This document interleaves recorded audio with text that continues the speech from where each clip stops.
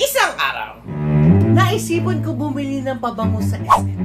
Nagbihis ako at sinimulan ko na ang aking paglalakbay. Maya-maya na nandun ako sa lugar. Pusang gala! Entrance pa lang ang haba na ng pila. Eh di nakichismis ako. Na-curious ako eh. Bakit umaga-umaga ang haba agad ng pila? Maya-maya, lumakad ako papunta sa entrance. Habang palapit na ako sa entrance, yun nandun ako sa pintuan ng entrance. May lumapit sa akin, pulis. Sumaludo sa akin! Biglang sinabi, Boss? Bossing! Kamusta ang buhay-buhay? Gumanon! Tinitigan ko lang ang pulis. Gulat ako eh. Biglang sumaludo sa at tinawag akong bossing. Maya-maya tinanggal ng pulis ang kanyang cup.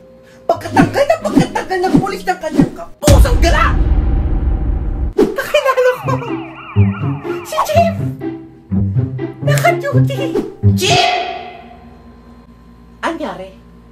Bakit umaga-umaga ang daming pulis nakabantay sa tindahan ng pabangunan? Lumingon sa akin si Chief. Biglang sinabi ni Chief, gusto mo malaman? Eh di isang araw,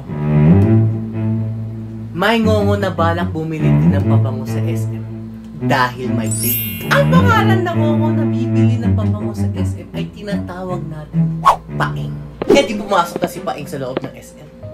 Nakita niya yung tindahan ng pabanguhan. Agad-agad siyang lumapit. Ale?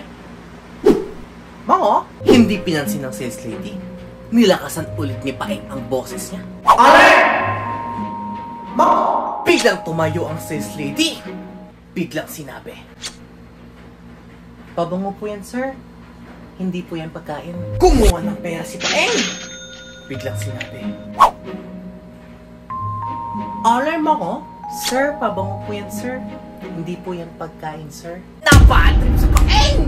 Kinuha ang pabango! Alarm ako! Alarm ako! Napakamutang ulo yung sales lady! Nagsigat-sigat yung pulis! Kinalabit ni Paing yung sales lady! Biglang sinabi, ano?